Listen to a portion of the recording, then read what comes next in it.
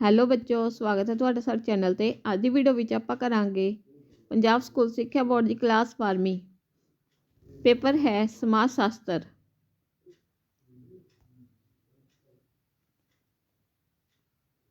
Final board paper solve ਕਰਨ ਵਾਲੇ ਹਾਂ। ਜੇਕਰ ਤੁਸੀਂ ਚੈਨਲ ਤੇ ਨਵੇਂ ਹੋ ਤਾਂ ਚੈਨਲ ਨੂੰ ਸਬਸਕ੍ਰਾਈਬ ਕਰ ਦਿਓ। 12ਵੀਂ ਕਲਾਸ ਦਾ ਸਮਾਜ ਸ਼ਾਸਤਰ ਦਾ ਫਾਈਨਲ ਬੋਰਡ ਪੇਪਰ ਹੈ।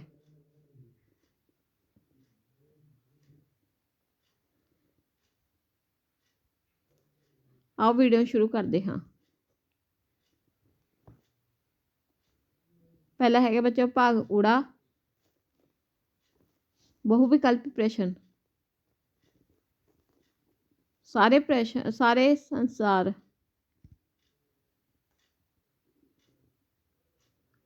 ਪਹਿਲਾ ਹੈ ਸੰਸਾਰ ਵਿੱਚ ਕਬਾਇਲੀ ਸਮਾਜ ਦੀ ਜਨਸੰਖਿਆ ਕਿਸ ਦੇਸ਼ ਵਿੱਚ ਜ਼ਿਆਦਾ ਹੈ? ਇਹਦੀ ਸਹੀ ਆਪਸ਼ਨ ਹੈ ਭਾਰਤ। ਦੂਸਰਾ ਹੈ ਟ੍ਰਾਈਬ ਸ਼ਬਦ ਤੋਂ ਕੀ ਭਾਵ ਹੈ? ਇਹਦੀ ਸਹੀ ਆਪਸ਼ਨ ਹੈ ਸਮੂਹ। ਅਗਲਾ ਹੈ ਫਸਲਾਂ ਦੀ ਉਪਜ, ਨਵੀਆਂ ਤਕਨੀਕਾਂ ਅਤੇ ਉੱਚ ਕੁਆਲਿਟੀ ਦੇ ਬੀਜ ਆਦਿ ਕਿਸ ਕ੍ਰਾਂਤੀ ਨਾਲ ਸੰਬੰਧਿਤ ਹਨ? ਇਹਦੀ ਸਹੀ ਆਪਸ਼ਨ ਹੈ ਹਰੀ ਕ੍ਰਾਂਤੀ। ਅਗਲਾ ਹੈ ਪੇਂਡੂ ਸਮਾਜ ਦੀ ਪ੍ਰਮੁੱਖ ਆਰਥਿਕ ਸਮੱਸਿਆ ਕਿਹੜੀ ਹੈ? ਕਰਜ਼ਦਾਰੀ। ਅਗਲਾ ਹੈ ਪਿੰਡਾਂ ਵਿੱਚ ਸ਼ਹਿਰਾਂ ਵੱਲ ਦੇ ਪ੍ਰਵਾਸ ਨੂੰ ਕੀ ਕਹਿੰਦੇ ਹਨ? ਇਹਦੀ ਸਹੀ ਆਪਸ਼ਨ ਹੈ ਸ਼ਹਿਰੀਕਰਨ। ਕਿਸ ਇਤਿਹਾਸਿਕ ਕਾਰ ਨੇ ਕਿਹਾ ਕਿ ਜਾਤੀ ਸਥਿਰ ਨਹੀਂ ਹੈ?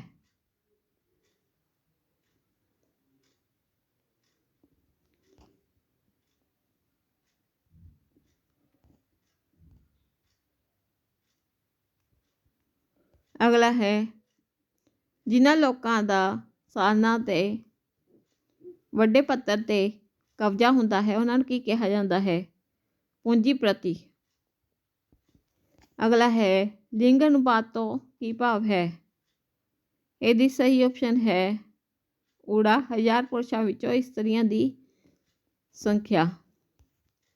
ਅਗਲਾ ਹੈ ਸਮਾਜ ਵਿਗਿਆਨ ਦਾ ਪਿਤਾਮਾ ਕਿਸ ਨੂੰ ਕਿਹਾ ਜਾਂਦਾ ਹੈ? ਕਾਰਲ ਮਾਰਕਸ ਨੂੰ। ਅਗਲਾ ਹੈ ਵਿਸ਼ਵੀਕਰਨ ਦਾ ਅਰਥ ਹੈ ਤਕਨੀਕ ਦਾ ਆਸਾਨੀ ਨਾਲ ਆਦਾਨ ਪ੍ਰਦਾਨ ਕਰਨਾ। ਇਹਦੀ ਸਹੀ ਆਪਸ਼ਨ ਹੈ ਬਾਹਰੀ ਕੰਮ ਤੋਂ ਕੀ ਭਾਵ ਹੈ? ਇਹਦੀ ਸਹੀ ਆਪਸ਼ਨ ਹੈ ਵਿਦੇਸ਼ ਜਾ ਕੇ ਕੰਮ ਕਰਨਾ। ਅਗਲਾ ਹੈ ਆਧੁਨਿਕੀਕਰਨ ਦਾ ਕੀ ਭਾਵ ਹੈ? ਇਹਦੀ ਸਹੀ ਆਪਸ਼ਨ ਹੈ ਆਧੁਨਿਕੀਕਰਨ ਜੀਵਨ ਦੇ ਤਰੀਕੇ ਅਤੇ ਕਦਰਾਂ ਕੀਮਤਾਂ ਅਪਣਾਉਣਾ। ਅਗਲਾ ਹੈ ਨਿੱਜੀਕਰਨ ਤੋਂ ਕੀ ਭਾਵ ਹੈ? ਇਹਦੀ ਸਹੀ ਆਪਸ਼ਨ ਹੈ ਸਰਕਾਰੀ ਅਦਾਰਿਆਂ ਵਿੱਚ ਪ੍ਰਾਈਵੇਟ ਹਿੱਸੇਦਾਰੀ। ਅਗਲਾ ਹੈ ਵਿਸ਼ਵੀਕਰਨ ਤੋਂ ਭਾਵ?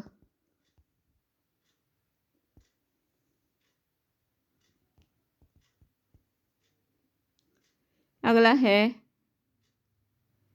ਸਤਿਆਸੋਧਕ ਅੰਦੋਲਨ ਦੇ ਪ੍ਰਤੀਨਿਧੀ ਕੌਣ ਸਨ? ਜੋਤੀਰਾਓ ਫੂਲੇ। ਅਗਲਾ ਹੈ ਹੇਠ ਲਿਖਿਆਂ ਵਿੱਚੋਂ ਕਿਹੜਾ ਜਾਤੀ ਅੰਦੋਲਨ ਨਹੀਂ ਹੈ? ਮਹਾਰ ਅੰਦੋਲਨ। ਅਗਲਾ ਹੈ ਤੰਬਾਕੂ ਦਾ ਸੇਵਨ ਕਿਸ ਪ੍ਰਕਾਰ ਦੀ ਬਿਮਾਰੀ ਨੂੰ ਸੱਦਾ ਦੇਣਾ ਹੈ? ਕੈਂਸਰ ਨਾਲ ਮੌਤ। ਪੰਜਾਬ ਵਿੱਚ ਲਿੰਗ ਅਨੁਪਾਤ ਸਭ ਤੋਂ ਘੱਟ ਕਿਹੜੇ ਜ਼ਿਲ੍ਹੇ ਵਿੱਚ ਹਨ? ਬਠਿੰਡਾ। ਕਿਹੜੇ ਸਮਾਜਿਕ ਮਾਡਲ ਨੂੰ ਅਸਮਰਥਾ ਨਾਲ ਸੰਬੰਧਿਤ ਵਿਅਕਤੀਆਂ ਦੇ ਸਮਾਨ ਅਵਸਰਾਂ ਦੇ ਅਧਿਕਾਰਾਂ ਨੂੰ ਸਵੀਕਾਰਿਆ ਜਾਂਦਾ ਹੈ? ਇਹਦੀ ਸਹੀ ਆਪਸ਼ਨ ਹੈ ਅਸਮਰਥ ਵਿਅਕਤੀਆਂ ਦੁਆਰਾ ਕੀਤੀ ਗਈ ਰਾਜਨੀਤੀ। ਅਗਲਾ ਹੈ ਪਰਿਵਾਰ ਵਿੱਚ ਨੌਜਵਾਨਾਂ ਦੁਆਰਾ ਬਿਰਧ ਵਿਅਕਤੀਆਂ ਨੂੰ ਸੱਤਾ ਦੇਣ ਦੇ ਅਤੇ ਸਮਾਜ ਵਿੱਚ ਕੀ ਸਥਿਤੀ ਪੈਦਾ ਹੋਵੇਗੀ? ਇਹਦੀ ਸਹੀ ਆਪਸ਼ਨ ਹੈ ਸੰਘਰਸ਼। ਅੱਗੇ ਬੱਚੋ ਭਾਗ ਐੜਾ ਬਹੁਤ ਛੋਟੇ ਉੱਤਰਾਂ ਵਾਲੇ ਪ੍ਰਸ਼ਨ, ਕੋਈ 10 ਪ੍ਰਸ਼ਨ ਕਰੋ। ਕਬਾਇਲੀ ਸਮਾਜ ਦੀਆਂ 3 ਵਿਸ਼ੇਸ਼ਤਾਵਾਂ ਲਿਖੋ। ਇਹਦਾ ਉੱਤਰ ਆਉਣਾ ਹੈ ਸਾਂਝਾ ਨਾਮ, ਸਮਰੂਪੀ ਸਮਾਜ, ਅੰਤਰ ਵਿਆਹੀ ਸਮੂਹ ਕਬਾਇਲੀ ਸਮਾਜ ਦੀਆਂ ਵਿਸ਼ੇਸ਼ਤਾਵਾਂ ਹਨ। ਅਗਲਾ ਹੈ ਸੰਤਾਲ ਕਬੀਲੇ ਤੋਂ ਕੀ ਭਾਵ ਹੈ।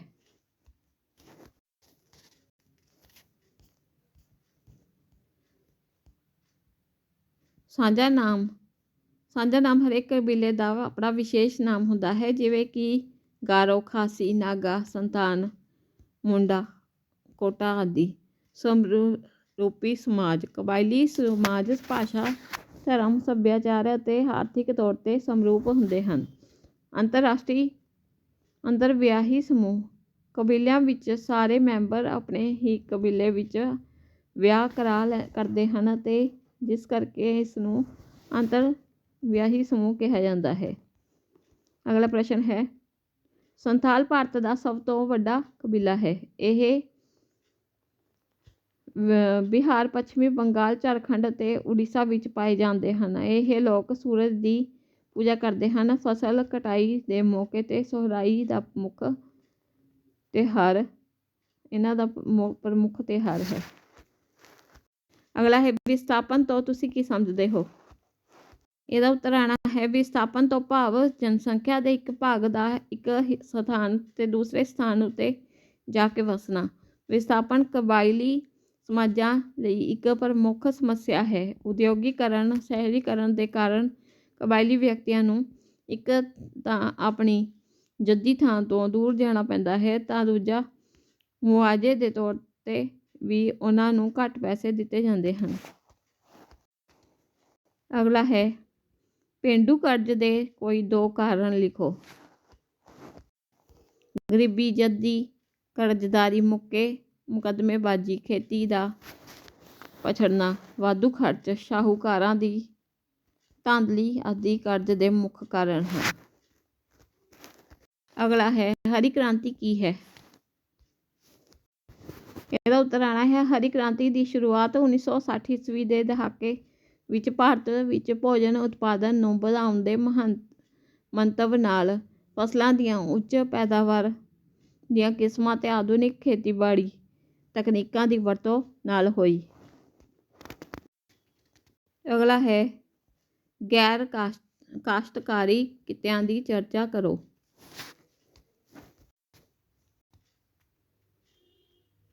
ਇਹਦਾ ਉੱਤਰ ਆਉਣਾ ਹੈ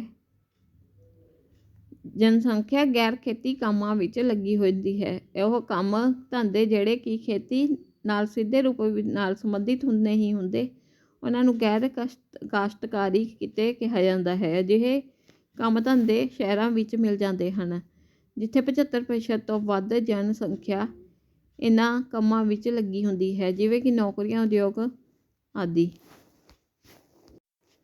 ਅਗਲਾ ਹੈ ਜਾਤੀ ਵਿਵਸਥਾ ਕੀ ਹੈ।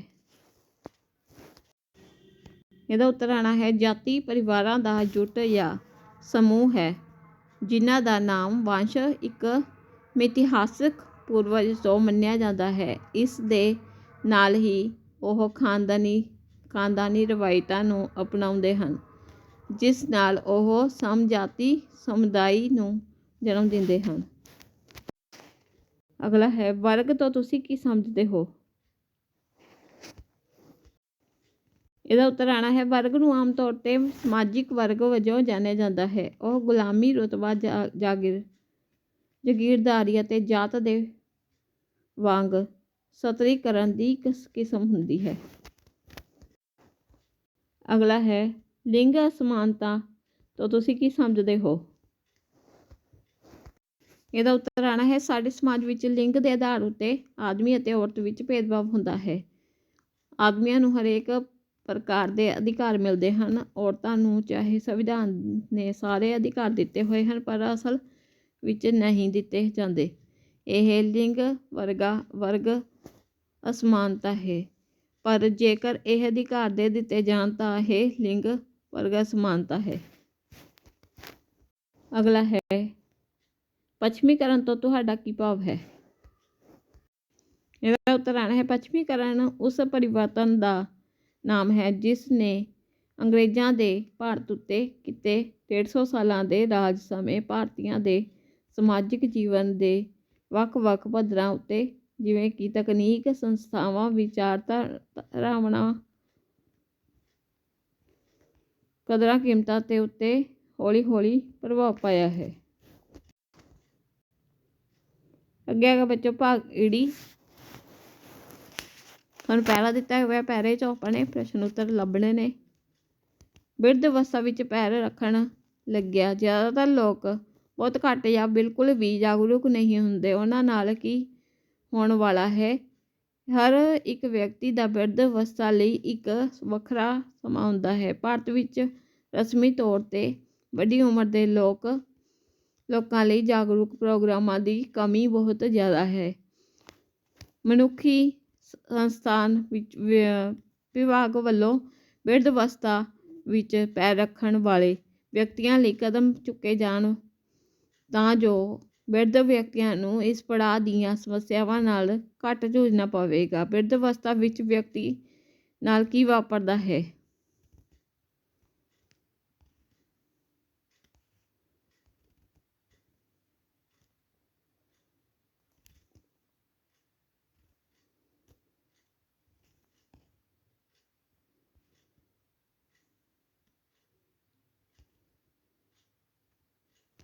ਬਿਰਧ ਅਵਸਥਾ ਵਿੱਚ ਪੈਰ ਰੱਖਣ ਲੱਗਿਆ ਲੋਕ ਬਹੁਤ ਘੱਟ ਜਾਂ ਬਿਲਕੁਲ ਜਾਗਰੂਕ ਨਹੀਂ ਹੁੰਦੇ। ਉਹਨਾਂ ਨੂੰ ਪਤਾ ਨਹੀਂ ਕੀ ਹੋਣ ਵਾਲਾ ਹੈ।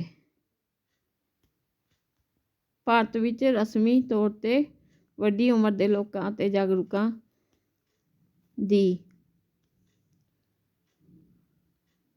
ਕਮੀ ਬਹੁਤ ਜ਼ਿਆਦਾ ਹੈ।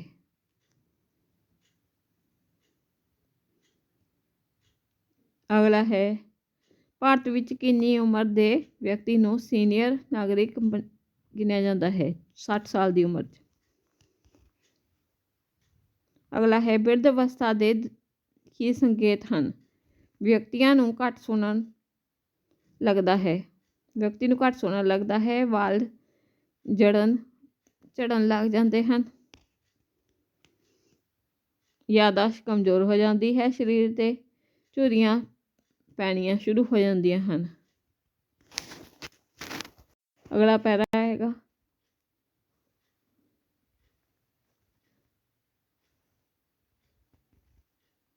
ਪੈਰਾ ਤੁਸੀਂ ਪੜ੍ਹ ਲੈਣਾ ਹੈ। ਇਹਦੇ 'ਚੋਂ ਉੱਤਰ ਲੱਭ ਲੈਣੇ ਨੇ। ਉੱਤਰ ਤੁਹਾਨੂੰ ਦੱਸ ਦਿੰਦੀ ਹਾਂ। ਆਧੁਨਿਕੀਕਰਨ ਤੋਂ ਕੀ ਭਾਵ ਹੈ? ਇਹਦਾ ਆਣਾ ਹੈ ਪਹਿਲੇ ਦਾ ਆਧੁਨਿਕੀਕਰਨ ਤੋਂ ਭਾਵ ਜਿਉਣ ਦੇ ਨਵੇਂ ਤਰੀਕੇ, ਧਾਰਨਾਵਾਂ ਅਤੇ ਕਦਰਾਂ ਕੀਮਤਾਂ ਨੂੰ ਅਪਣਾਉਣ ਤੋਂ ਹੈ। ਦੂਸਰਾ ਹੈ, ਆਧੁਨਿਕੀਕਰਨ ਦਾ ਪ੍ਰਭਾਵ ਕਿਹਨਾਂ ਉੱਤੇ ਪੈਂਦਾ ਹੈ? ਇਸ ਦਾ ਪ੍ਰਭਾਵ ਉਹ ਜਾਤੀਆਂ 'ਤੇ ਵੀ ਵੇਖਣ ਨੂੰ ਮਿਲਦਾ ਹੈ ਜਿਨ੍ਹਾਂ ਨੇ ਅਜੋਕੇ ਸਮੇਂ ਵਿੱਚ ਆਪਣੇ ਆਪ ਨੂੰ ਰੂੜੀਵਾਦੀ ਪਰੰਪਰਾਵਾਂ ਵਿੱਚ ਬੰਨ੍ਹ ਕੇ ਰੱਖਿਆ ਹੈ। ਅਗਲਾ ਹੈ, ਆਧੁਨਿਕੀਕਰਨ ਦੀ ਕੀ ਪਰਿਵਰਤਨ ਲਿਆਂਦਾ? ਆਧੁਨਿਕੀਕਰਨ ਨੇ ਵਿਅਕਤੀਆਂ ਦੇ ਵਿਚਾਰਾਂ, ਪਸੰਦ, ਮਨੋਰੰਜਨ ਦੀਆਂ ਸਹੂਲਤਾਂ ਆਦਿ ਵਿੱਚ ਪਰਿਵਰਤਨ ਲਿਆਂਦਾ। ਅਗਲਾ ਹੈ, ਪਰੰਪਰਾਗਤ ਵਿਚਾਰਧਾਰਾ ਦੀ ਥਾਂ 'ਤੇ ਕਿਸ ਨੇ ਲੈ ਲਈ? ਵਿਗਿਆਨਿਕ ਖੋਜਾਂ ਨੇ ਸਮਾਜਿਕ ਰਿਸ਼ਤਿਆਂ ਦੀ ਪੂਰੀ ਵਿਵਸਥਾ ਨੇ ਪਰੰਪਰਾਗਤ ਵਿਚਾਰਧਾਰਾ ਦੀ ਥਾਂ ਲੈ ਲਈ। ਅਗਲਾ ਹੈ, ਆਧੁਨਿਕੀਕਰਨ ਦਾ ਇੱਕ ਉਦਾਹਰਨ ਦਿਓ। ਇਹਦਾ ਆਣਾ ਹੈ, ਉਦਯੋਗਿਕ ਖੇਤਰ ਵਿੱਚ ਹੱਥੀਂ ਕੰਮ ਨੂੰ ਮਸ਼ੀਨੀ ਤਾਕਤ ਨੇ ਬਦਲ ਦਿੱਤਾ। ਆਧੁਨਿਕੀਕਰਨ ਦਾ ਉਪਯੋਗ ਸਿਰਫ ਆਰਥਿਕ ਖੇਤਰ ਵਿੱਚ ਹੁੰਦਾ ਹੈ। ਗਲਤ। ਅੱਗੇ ਵਿੱਚ ਭਾਗ ਸੱਸਾ, ਸ਼ਹਿਰੀ ਸਮਾਜ ਤੋਂ ਤੁਹਾਡਾ ਕੀ ਭਾਵ ਹੈ? 4 ਪ੍ਰਸ਼ਨ ਕਰਨੇ ਨੇਗੇ।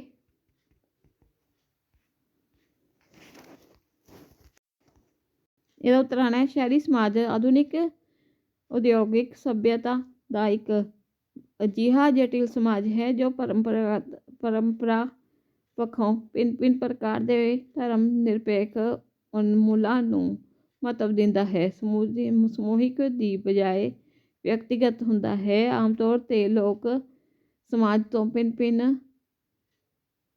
ਹੁੰਦਾ ਹੈ। ਸ਼ਹਿਰੀ ਸਮਾਜ ਦਾ ਨਿਰਮਾਣ ਤੇਜ਼ੀ ਨਾਲ ਹੋਏ ਉਦਯੋਗਿਕ ਵਿਕਾਸ ਨਾਲ ਕਾਰਨ ਹੋਇਆ ਹੈ। ਇਸ ਲਈ ਸੁਭਾਅ ਪੱਖੋਂ ਇਸ ਵਿੱਚ ਹਰ ਚੀਜ਼ ਗਤੀਸ਼ੀਲ ਹੁੰਦੀ ਹੈ। ਸ਼ਹਿਰੀ ਸਮਾਜ ਦੀਆਂ ਵਿਸ਼ੇਸ਼ਤਾਵਾਂ। ਸ਼ਹਿਰੀ ਸਮਾਜ ਦੀਆਂ ਮੁੱਖ ਵਿਸ਼ੇਸ਼ਤਾਵਾਂ ਨਿਮਨਲਿਖਤ ਹਨ। ਜਨਸੰਖਿਆ ਦਾ ਆਕਾਰ। ਸ਼ਹਿਰੀ ਸਮਾਜ ਪੇਂਡੂ ਸਮਾਜ ਦੇ ਤੋਂ ਆਕਾਰ ਵਿੱਚ ਵੱਡਾ ਹੁੰਦਾ ਹੈ। ਸ਼ਹਿਰੀ ਸਮਾਜ ਵਿੱਚ ਦੇਸ਼ ਦੇ ਭਿੰਨ ਰਾਜਾਂ ਤੋਂ ਲੋਕ ਅਤੇ ਚੰਗੇ ਜੀਵਨ ਦੀ ਤਲਾਸ਼ ਵਿੱਚ ਇੱਥੇ ਆਉਂਦੇ ਹਨ ਅਤੇ ਇੱਥੇ ਹੀ ਵਸ ਜਾਂਦੇ ਹਨ। ਗੈਰ ਕਾਸ਼ਤਕਾਰੀ ਕਿੱਤੇ। ਸ਼ਹਿਰਾਂ ਵਿੱਚ ਕਿੱਤੇ ਖੇਤੀ ਤੋਂ ਵੱਖਰੇ ਹਨ। ਸ਼ਹਿਰੀ ਲੋਕ ਉਦਯੋਗਿਕ, ਤਕਨੀਕੀ ਅਤੇ ਭਿੰਨ ਕਿੱਤਿਆਂ ਨਾਲ ਜੀਵਨ ਨਿਰਵਾਹ ਕਰਦੇ ਹਨ। ਸਮਾਜਿਕ ਪਰਜਿਨਸਤਾ। ਸ਼ਹਿਰਾਂ ਵਿੱਚ ਭਿੰਨ ਜਾਤੀਆਂ, ਧਰਮਾਂ, ਵਰਗਾਂ ਅਤੇ ਸੱਭਿਆਚਾਰਕ ਪਿਛੋਕੜ ਨਾਲ ਸੰਬੰਧਿਤ ਲੋਕ ਸੰਘਣੀ ਨੇੜਤਾ ਵਿੱਚ ਰਹਿੰਦੇ ਹਨ। ਨਤੀਜੇ ਵਜੋਂ ਉਹਨਾਂ ਦੇ ਸਮਾਜਿਕ ਵਿਹਾਰ ਤੋਂ ਵੱਖਰੇ ਸੱਭਿਆਚਾਰਕ ਦੀ ਰਚਨਾ ਹੁੰਦੀ ਹੈ। ਅਗਲਾ ਹੈ ਕਬਾਇਲੀ ਰਾਜ ਵਿੱਚ ਪਰਿਵਰਤਨ। ਕਬਾਇਲੀ ਰਾਜ ਵਿੱਚ ਪਰਿਵਰਤਨ। ਕਬਾਇਲੀ ਲੋਕ ਸਮਾਜਿਕ ਅਤੇ ਰਾਜਨੀਤਿਕ ਤੌਰ 'ਤੇ ਜਾਗਰੂਕ ਹੋ ਰਹੇ ਹਨ। ਇਸ ਲਈ ਹੁਣ ਉਹ ਆਪਣੀ ਨਸਲੀ ਅਤੇ ਸੱਭਿਆਚਾਰਕ ਪਛਾਣ ਨੂੰ ਬਣਾਉਣ ਦੀ ਕੋਸ਼ਿਸ਼ ਕਰ ਰਹੇ ਹਨ। ਉਹ ਬਾਹਰਲੀਆਂ ਤਾਕਤਾਂ ਵੱਲੋਂ ਸ਼ੋਸ਼ਿਤ ਹੋਣ ਤੋਂ ਬਾਅਦ ਲਈ ਆਪਣੀ ਪੂਰੀ ਕੋਸ਼ਿਸ਼ ਕਰ ਰਹੇ ਹਨ। ਇਸ ਕਾਰਨ ਉਹ ਜੈਵਿਕ ਸੱਭਿਆਚਾਰਕ ਵੱਖਰਤਾ ਦਾ ਸਾਹਮਣਾ ਕਰ ਰਹੇ ਹਨ। ਆਜ਼ਾਦੀ ਤੋਂ ਬਾਅਦ ਭਾਰਤ ਵਿੱਚ ਰਾਜਨੀਤਿਕ, ਸਮਾਜਿਕ ਅਤੇ ਆਰਥਿਕ ਤੌਰ 'ਤੇ ਬਹੁਤ ਪਰਿਵਰਤਨ ਆ ਰਹੇ ਹਨ। ਇਹਨਾਂ ਪਰਿਵਰਤਨਾਂ ਨੂੰ ਦੂਸਰੇ ਸਮੂਹਾਂ, ਜਾਤਾਂ ਅਤੇ ਕਬੀਲਿਆਂ ਵਿੱਚ ਸੱਭਿਆਚਾਰ ਅਤੇ ਧਾਰਮਿਕ ਸਮੂਹਾਂ ਨੂੰ ਵਿਚਕਾਰ ਅੰਤਰ ਕਿਰਿਆ ਅਤੇ ਸਹਿਯੋਗ ਨੂੰ ਉਤਸ਼ਾਹਿਤ ਕੀਤਾ ਜਾਂਦਾ ਹੈ। ਸਮਾਜਿਕ ਅਤੇ ਸੱਭਿਆਚਾਰਕ ਤੌਰ 'ਤੇ ਬਹੁਤ ਸਾਰੇ ਪਰਿਵਰਤਨ ਆ ਰਹੇ ਹਨ ਜੋ ਕਿ ਹੇਠ ਲਿਖੇ ਅਨੁਸਾਰ ਹਨ।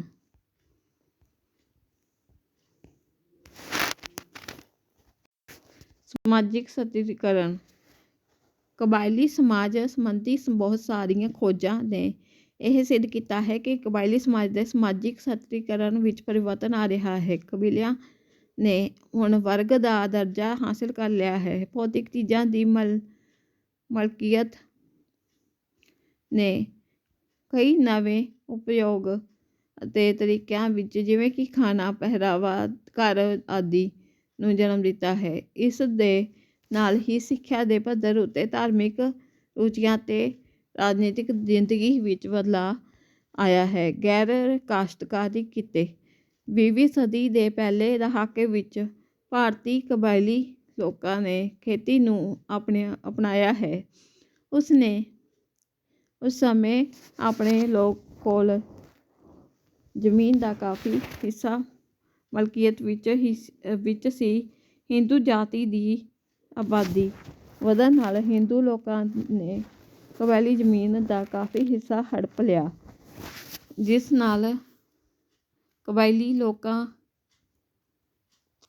ਦੀ ਜ਼ਮੀਨ ਉਹਨਾਂ ਦੇ ਹੱਥੋਂ ਖਿਸਕ ਗਈ। ਸਿੱਟੇ ਵਜੋਂ ਕਬਾਇਲੀਆਂ ਨੇ ਆਪਣੇ ਆਪ ਨੂੰ ਨਿਹੱਥਾ ਮਹਿਸੂਸ ਕੀਤਾ, ਜਿਸ ਕਾਰਨ ਉਹ ਜ਼ਿਮੀਂਦਾਰ ਬਣਨ ਦੀ ਥਾਂ ਨੌਕਰੀਸ਼ੁਦਾ ਖੇਤੀ ਬਣ ਗਏ ਅਤੇ ਗੈਰ ਖੇਤੀ ਕਿੱਤਿਆਂ ਨੂੰ ਪ੍ਰਾਪਤ ਕਰਨ ਦੀ ਪ੍ਰਕਿਰਿਆ ਨੂੰ ਗੈਰ ਕਿਰਸਾਨੀ ਕਿੱਤੇ ਕਿਹਾ ਜਾਂਦਾ ਹੈ। ਪ੍ਰਵਾਸ। ਸਮਾਜਿਕ ਮਾਨਵ ਵਿਗਿਆਨ ਦੇ ਅਨੁਸਾਰ ਪਹਿਲਾਂ ਕਬਾਇਲੀ ਲੋਕ ਗਤੀਸ਼ੀਲ ਨਹੀਂ ਸਨ ਹੁੰਦੇ, ਕਿਉਂਕਿ ਉਹਨਾਂ ਵਿੱਚੋਂ ਬਹੁਤ ਸਾਰੇ ਘੱਟ ਲੋਕ ਆਪਣੇ ਖੇਤਰ ਤੋਂ ਬਾਹਰ ਜਾਂਦੇ ਸਨ ਪਰ ਅਜੋਕੇ ਸਮੇਂ ਵਿੱਚ ਰੁਜ਼ਗਾਰ ਦੀ ਭਾਲ ਵਿੱਚ ਕਬਾਇਲੀ ਲੋਕ ਆਪਣੇ ਪਿੰਡਾਂ ਨੂੰ ਛੱਡ ਕੇ ਸ਼ਹਿਰਾਂ ਵੱਲ ਪ੍ਰਵਾਸ ਕਰ ਗਏ। ਸਰਕਾਰੀ ਨੌਕਰੀਆਂ ਨੂੰ ਵੀ ਉਹਨਾਂ ਨੇ ਇੱਕ ਸਥਾਨ ਤੋਂ ਦੂਜੇ ਸਥਾਨ ਉੱਤੇ ਜਾਣ ਲਈ ਪ੍ਰੋਤਸਾਹਿਤ ਕੀਤਾ। ਅਤੇ ਚੌਥਾ ਪੁਆਇੰਟ ਹੈ ਆਰਥਿਕ ਵਿਵਸਥਾ। ਆਰਥਿਕ ਵਿਵਸਥਾ ਕਬਾਇਲੀਆਂ ਨੇ ਦੀ ਨਿਰਬਾਹ ਵਿਵਸਥਾ ਦੀ ਹੁਣ ਬਦਲ ਗਈ ਹੈ। ਪਹਿਲਾਂ ਉਹ ਸਿਰਫ ਜੰਗਲਾਂ ਅਤੇ ਜੰਗਲੀ ਸੋਮੇ ਉੱਪਰ ਹੀ ਨਿਰਭਰ ਕਰਦੇ ਸਨ। ਉਹ ਸ਼ਿਕਾਰ ਕਰਨ ਅਤੇ ਖਾਣ ਪੀਣ ਦੀਆਂ ਵਸਤੂਆਂ ਨੂੰ ਇਕੱਠਾ ਕਰਨ ਵਿੱਚ ਮਾਹਰ ਸਨ। ਹਿੰਦੂ ਜਾਤੀ ਦੀ ਤਰ੍ਹਾਂ ਉਹਨਾਂ ਕੋਲ ਕਈ ਜੱਦੀ ਕਿੱਤਾ ਨਾ ਹੋਣ ਕਰਕੇ ਉਹ ਕਿਸੇ ਵੀ ਸਮੇਂ ਕੋਈ ਵੀ ਕਿੱਤਾ ਚੁਣਨ ਦੇ ਯੋਗ ਬਣ ਗਏ। ਅਗਲਾ ਹੈ ਹਰੀ ਕ੍ਰਾਂਤੀ ਦੇ ਦੋ ਸਕਾਰਾਤਮਕ ਅਤੇ ਨਕਾਰਾਤਮਕ ਪੱਖ ਲਿਖੋ। ਅਗਲਾ ਹੈ ਸ਼ਰਾਬਖੋਰੀ ਦੇ 4 ਹਾਨੀਕਾਰਕ ਪ੍ਰਭਾਵਾਂ ਦੇ ਨਾਮ ਵਰਣਨ ਕਰੋ।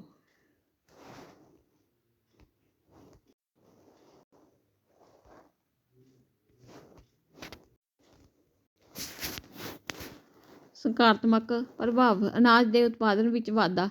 ਨਵੀਂ ਨੀਤੀ ਦੇ ਪ੍ਰਮੁੱਖ ਸਫਲਤਾ ਅਨਾਜ ਜਿਵੇਂ ਕਿ ਕਣਕ ਅਤੇ ਝੋਨੇ ਆਦਿ ਦੇ ਉਤਪਾਦਨ ਵਿੱਚ ਵਾਧਾ ਸੀ।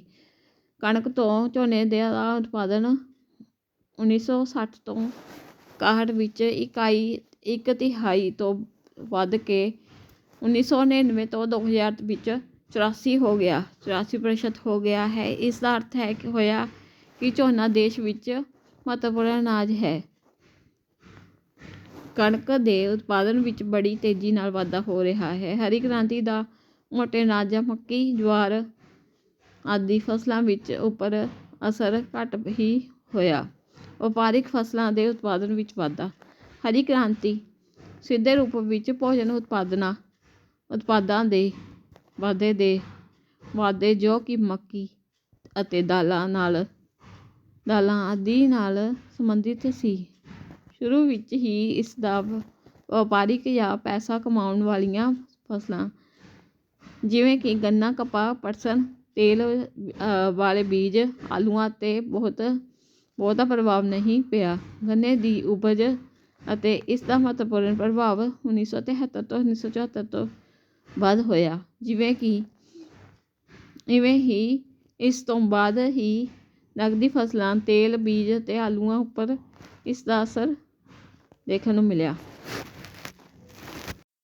ਨਕਾਰਾਤਮਕ ਪ੍ਰਭਾਵ ਨਵੀਂ ਖੇਤੀਬਾੜੀ ਤਕਨੀਕ ਨੇ ਕਿਸਾਨਾਂ ਨੂੰ ਮੰਡੀ 'ਤੇ ਨਿਰਭਰ ਕਰ ਦਿੱਤਾ। ਕਿਸਾਨ ਖੇਤੀਬਾੜੀ ਦੇ ਨਿਵੇਸ਼ ਅਤੇ ਉਤਪਾਦਨ ਲਈ ਪੂਰੀ ਤਰ੍ਹਾਂ ਮੰਡੀ ਉੱਤੇ ਨਿਰਭਰ ਹੋ ਗਏ, ਜਿਸ ਨਾਲ ਹਰੀ ਕ੍ਰਾਂਤੀ ਦੇ ਕੁਝ ਨਕਾਰਾਤਮਕ ਪ੍ਰਭਾਵ ਪਏ, ਜਿਸ ਦਾ ਵਿਸਥਾਰਪੂਰਵਕ ਵਰਣਨ ਨਿਮਨਲਿਖਤ ਅਨੁਸਾਰ ਕੀਤਾ ਗਿਆ ਹੈ। ਭਾਰਤ ਵਿੱਚ ਪੂੰਜੀਵਾਦੀ ਕਾਸ਼ਤਕਾਰੀ ਦਾ ਵਿਕਾਸ। ਨਵੀਂ ਖੇਤੀਬਾੜੀ ਨਵੀਂ ਨੀਤੀ ਕਰਕੇ ਬੀਜਾਂ ਖਾਦਾਂ ਕੀਟਨਾਸ਼ਕਾਂ ਨੇ ਪਾਣੀ ਲਈ ਭਾਰੀ ਨਿਵੇਸ਼ ਦੀ ਲੋੜ ਪਈ। ਇਹ ਭਾਰੀ ਨਿਵੇਸ਼ ਛੋਟੇ ਅਤੇ ਮੱਧ ਵਰਗੀ ਕਿਸਾਨਾਂ ਦੇ ਵੱਸੋਂ ਬਾਹਰੀ ਗੱਲ ਸੀ। ਇਸ ਕਾਰਨ ਭਾਰਤ ਵਿੱਚ ਪੂੰਜੀਵਾਦੀ ਕਾਸ਼ਤਕਾਰੀ ਵਿੱਚ ਵਾਧਾ ਹੋਇਆ ਅਤੇ ਧਨ ਸਿਰਫ 6% ਪਿੰਡਾਂ ਦੇ ਵੱਡੇ ਕਿਸਾਨਾਂ ਦੇ ਹੱਥਾਂ ਵਿੱਚ ਸਿਮਟ ਕੇ ਰਹਿ ਗਿਆ ਅਤੇ ਗਰੀਬ ਅਤੇ ਮੱਧ ਵਰਗੀ ਕਿਸਾਨਾਂ ਨੂੰ ਹਰੀ ਕ੍ਰਾਂਤੀ ਦਾ ਬਹੁਤਾ ਲਾਭ ਨਾ ਹੋਇਆ। ਭਾਰਤੀ ਖੇਤੀਬਾੜੀ ਵਿੱਚ ਸੰਸਥਾਗਤ ਸੁਧਾਰਾਂ ਨੂੰ ਅੱਖੋਂ ਪਰੋਖੇ ਕਰਨਾ। ਨਵੀਂ ਖੇਤੀਬਾੜੀ ਨੀਤੀ ਖੇਤੀਬਾੜੀ ਸੰਸਥਾਵਾਂ ਦੇ ਸੁਧਾਰ ਦੀ ਲੋੜ ਨੂੰ ਨਹੀਂ ਪਛਾਣ ਸਕੀ। ਬਹੁਤ ਸਾਰੇ ਕਿਸਾਨਾਂ ਕੋਲ ਮਲਕੀਅਤ ਦਾ ਅਧਿਕਾਰ ਨਹੀਂ ਸੀ। ਨਵੇਂ ਪੈਮਾਨੇ ਅਨੁਸਾਰ ਬਹੁਤ ਸਾਰੇ ਪਹਿਲਾਂ ਹੀ ਬੇਦਖਲ ਹੋ ਚੁੱਕੇ ਸਨ। ਨਤੀਜੇ ਵਜੋਂ ਕਾਸ਼ਤਕਾਰਾਂ ਛੋਟੇ ਕਿਸਾਨਾਂ ਨੂੰ ਵੱਡੇ ਜ਼ਿਮੀਂਦਾਰਾਂ ਨਾਲ ਵਟਾਈ ਅਤੇ ਖੇਤੀ ਕਰਨ ਲਈ ਮਜਬੂਰ ਹੋਣਾ ਪਿਆ। ਅਗਲਾ ਹੈ ਸ਼ਰਾਬਖੋਰੀ ਦੇ 4 ਹਾਨੀਕਾਰਕ ਪ੍ਰਭਾਵਾਂ ਦਾ ਵਰਣਨ ਕਰੋ। ਸ਼ਰਾਬਖੋਰੀ ਦੇ ਹਾਨੀਕਾਰਕ ਪ੍ਰਭਾਵ ਹੇਠ ਲਿਖੇ ਹਨ। ਸ਼ਰਾਬਖੋਰੀ ਨਾਲ ਵਿਅਕਤੀ ਅਤੇ ਦੇਸ਼ ਦੇ ਪੈਸੇ ਖਰਾਬ ਹੁੰਦੇ ਹਨ।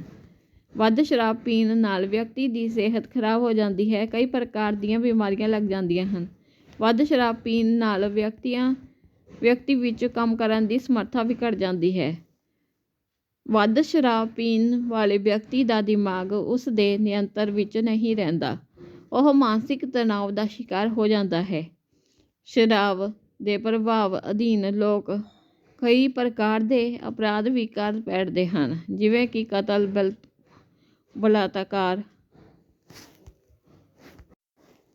ਬਲਾਤਕਾਰ, ਚੋਰੀ ਆਦਿ। ਸ਼ਰਾਬ ਪੀਣ ਨਾਲ ਪੈਸੇ ਦੀ ਬਰਬਾਦੀ ਹੁੰਦੀ ਹੈ ਅਤੇ ਗਰੀਬੀ ਵੱਧ ਜਾਂਦੀ ਹੈ। ਅੱਗੇ ਆ ਗਿਆ ਬੱਚੋ ਭਾਗ ਹਾਹਾ। ਵੱਡੇ ਉੱਤਰਾਂ ਵਾਲੇ ਪ੍ਰਸ਼ਨ ਇਹ ਤੁਸੀਂ ਆਪ ਹੀ ਕਰ ਲੈਣੇ ਨੇ। ਝੁੱਗੀ ਝੌਂਪੜੀ ਬਸਤੀ ਕਿਸ ਨੂੰ ਕਹਿੰਦੇ ਹਨ? ਘਰਾਂ ਦੀ ਸਮੱਸਿਆ ਦੇ ਕੋਈ ਪ੍ਰਮੁੱਖ ਕਾਰਨ ਕਿਹੜੇ ਹਨ? ਜਾਂ ਜਾਤੀ ਤੋਂ ਤੁਸੀਂ ਕੀ ਸਮਝਦੇ ਹੋ? ਜਾਤੀ ਅਤੇ ਵਰਣ ਵਿੱਚ ਕੀ ਅੰਤਰ ਹੈ? ਇਹਨਾਂ ਦੋਨਾਂ 'ਚ ਕਰ ਲੈਣਾ ਹੈ। ਵਿਸ਼ਵੀਕਰਨ ਅਤੇ ਵਿਸਤ੍ਰਿਤ ਟਿੱਪਣੀ ਕਰੋ। ਜਾਂ ਵਿਲੱਖਣ ਸਮਰੱਥਾ ਵਾਲੇ ਵਿਅਕਤੀਆਂ ਨੂੰ ਕਿਸ ਪ੍ਰਕਾਰ ਦੀਆਂ ਸਮੱਸਿਆਵਾਂ ਦਾ ਸਾਹਮਣਾ ਕਰਨਾ ਪੈਂਦਾ ਹੈ? ਇਹ ਵੱਡੇ ਉੱਤਰਾਂ ਵਾਲੇ ਪ੍ਰਸ਼ਨ ਤੁਸੀਂ ਆਪ ਕਰ ਲਿਓ। ਤਾਂ ਬੱਚਿਓ, ਇਹ ਸੀ ਤੁਹਾਡਾ ਪੰਜਾਬ ਸਕੂਲ ਸਿੱਖਿਆ ਬੋਰਡ ਦੀ ਕਲਾਸ 12ਵੀਂ ਦਾ ਸਮਾਜ ਸ਼ਾਸਤਰ ਦਾ ਫਾਈਨਲ ਬੋਰਡ ਪੇਪਰ। ਜੇਕਰ ਵੀਡੀਓ ਪਸੰਦ ਆਈ ਹੋਵੇ ਤਾਂ ਵੀਡੀਓ ਨੂੰ ਲਾਈਕ ਅਤੇ ਚੈਨਲ ਨੂੰ ਸਬਸਕ੍ਰਾਈਬ ਕਰ ਦਿਓ।